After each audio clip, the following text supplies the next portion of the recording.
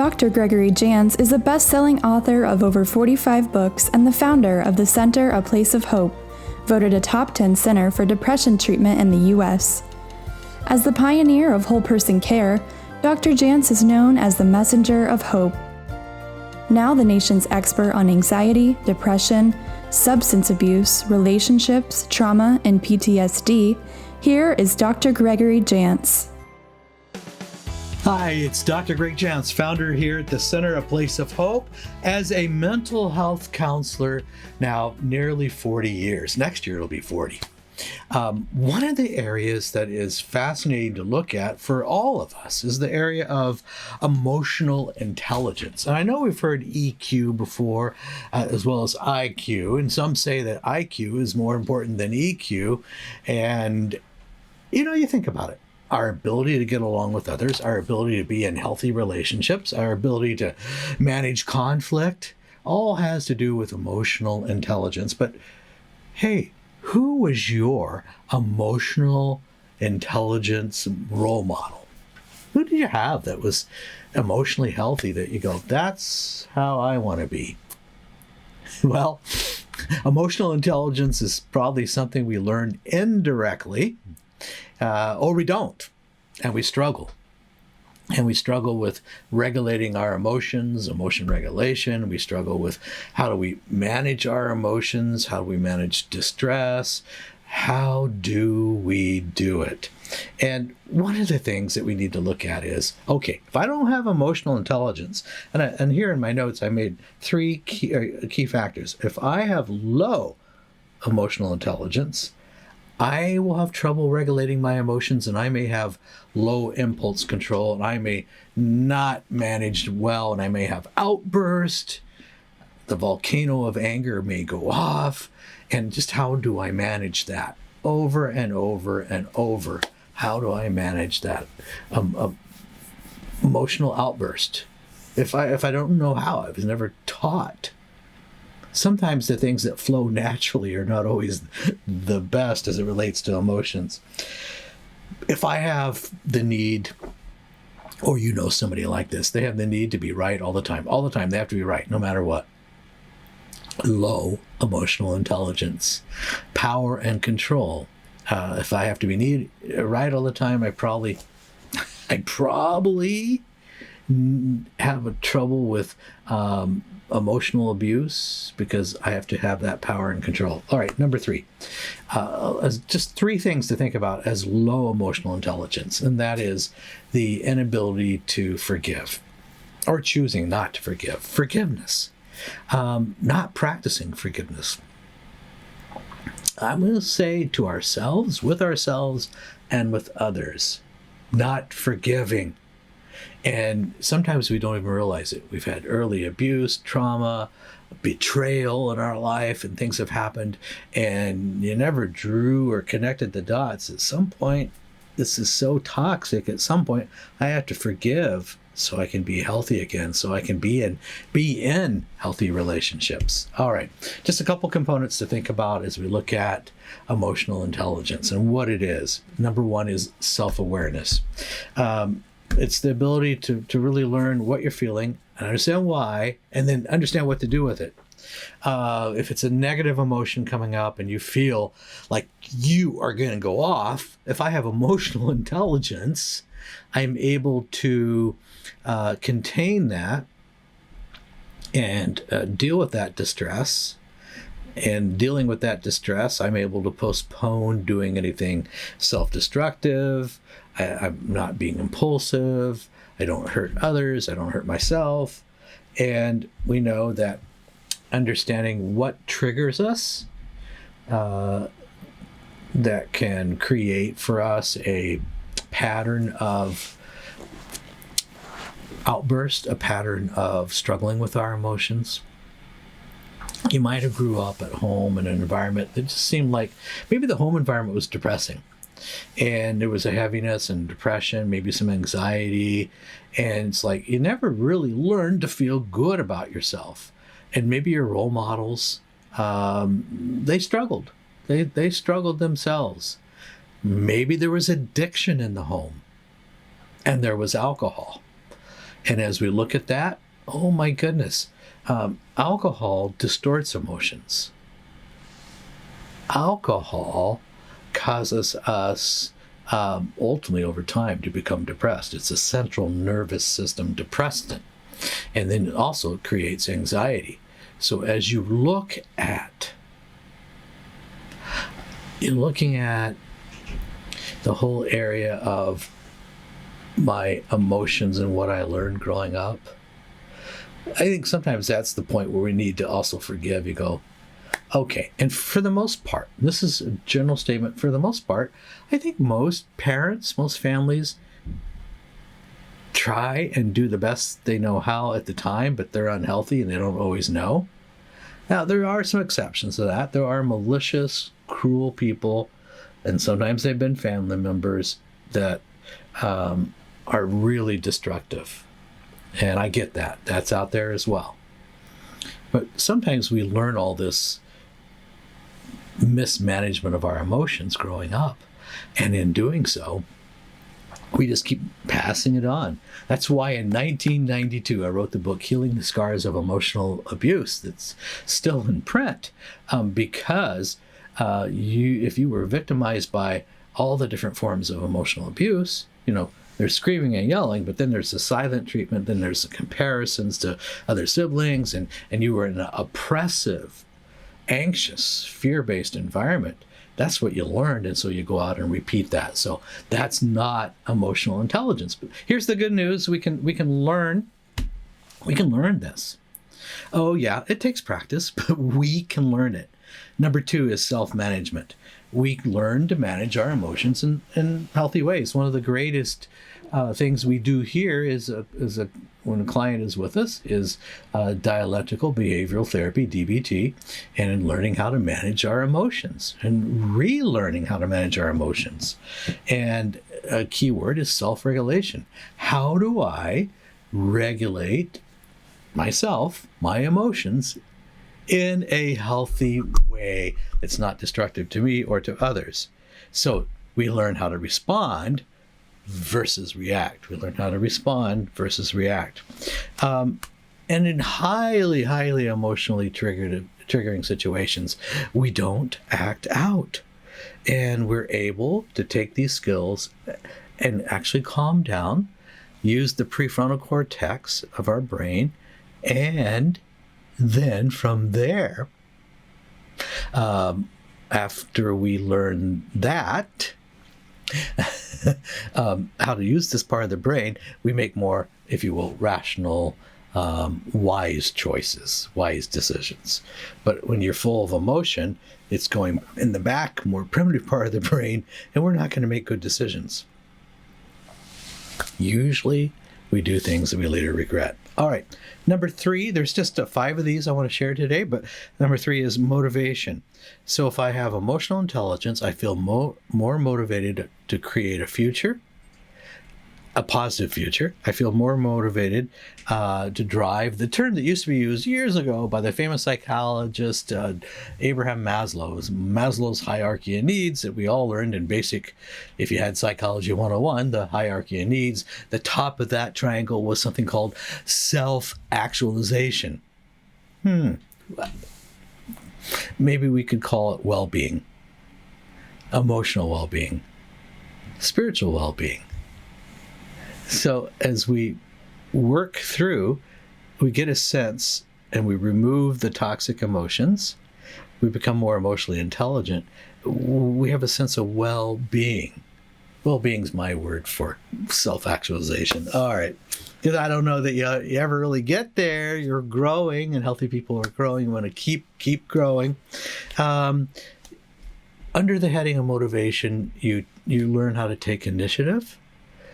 Because you feel good, you feel better about yourself, and you tend to be motivated to take initiative towards goals, towards things you want to do, be, accomplish.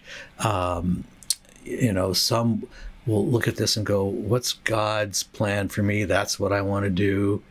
And as we frame this in our faith, initiative and motivation can take on a lot of different meanings and directions. All right. Now, empathy, number 4. Empathy, when I'm more aware of my own emotions and I'm not attacking others and I'm not internalizing everything and becoming depressed or anxious, I can develop something called empathy. Empathy is a funny word, but it's just really my ability to be aware of others' emotions and really not criticize them, not have harsh judgments, but I'm aware of them in such a way that I'm able to look at their perspective. I don't have to agree with it, but I'm able to look at their perspective and not condemn them. Okay, so we live right now in a world and a culture where there's a lot of condemning, a lot of harshness, a lot of critical judgment, and it's kind of brutal. But think about being in a relationship where, yeah, we have some differences. I don't agree, but I'm able to have empathy and put myself in their perspective, and I don't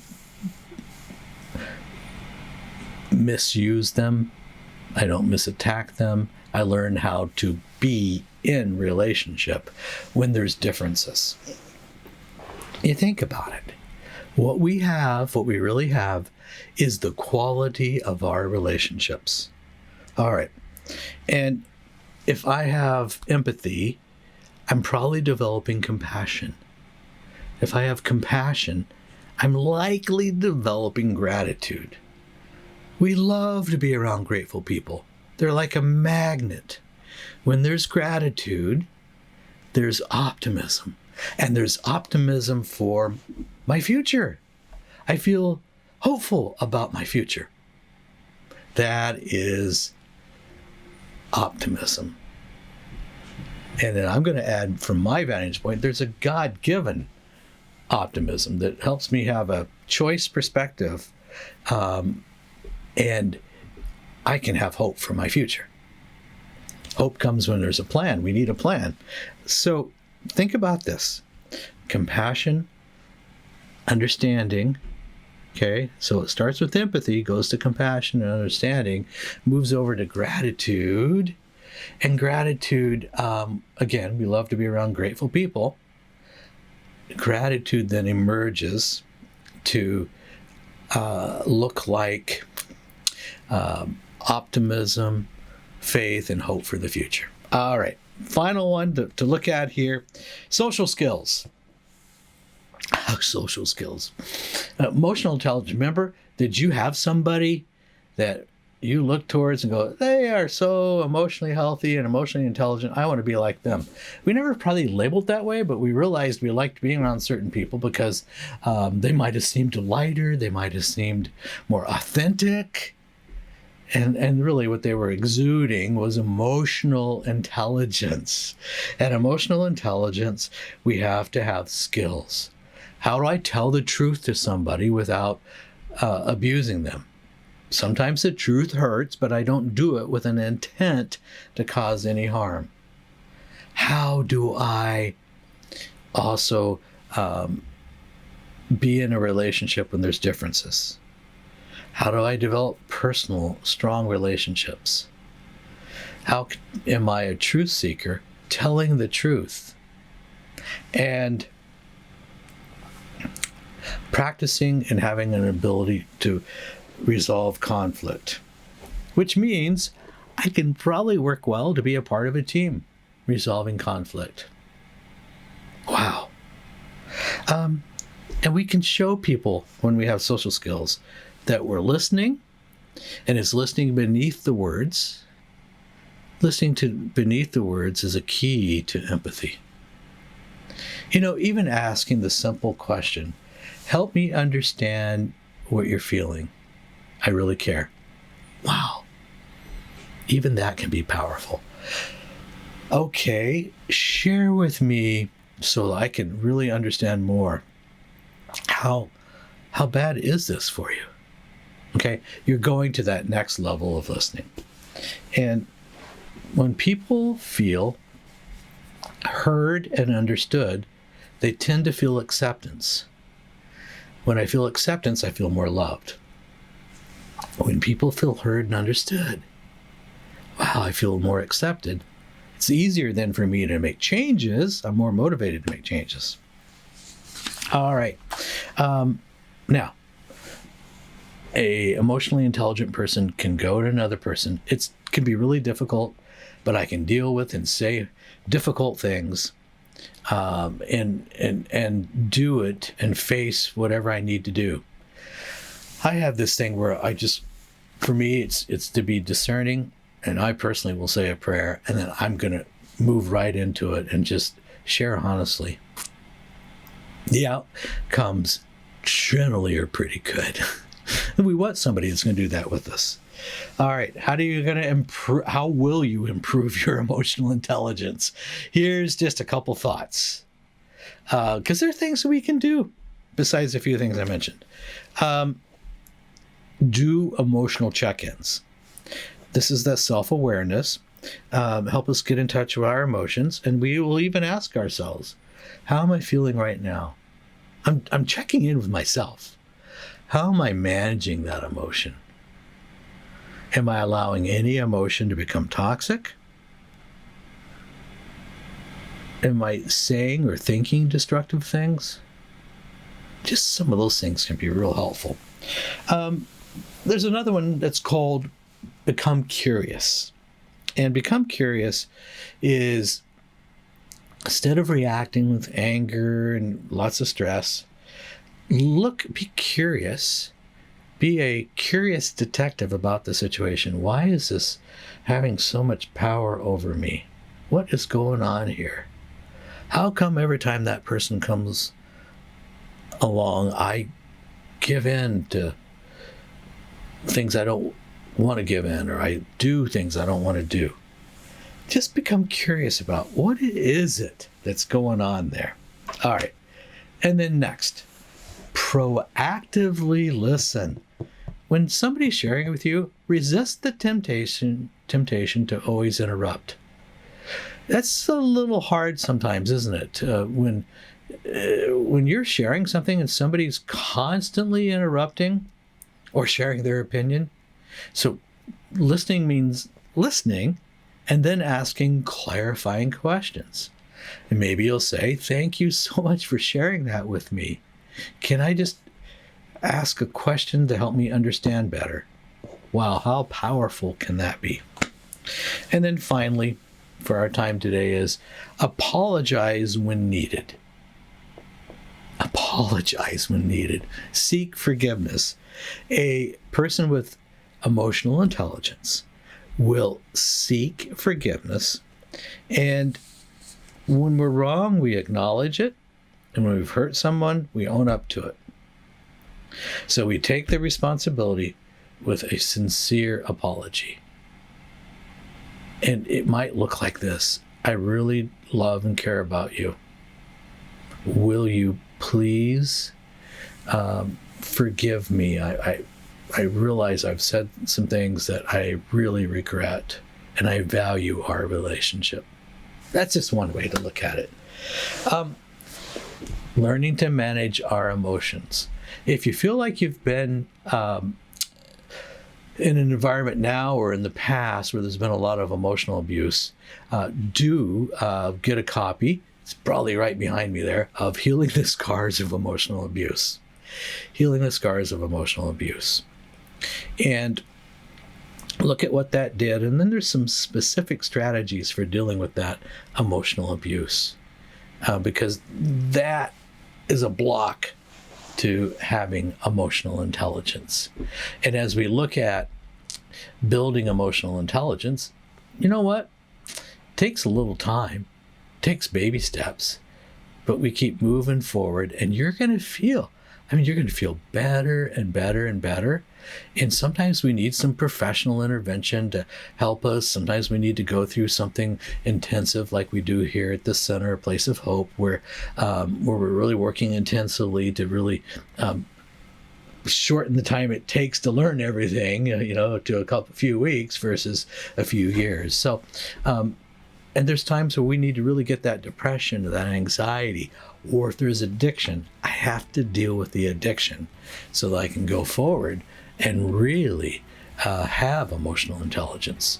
Addictions distort all emotions, and it stops emotional growth. So those are a couple things to look at.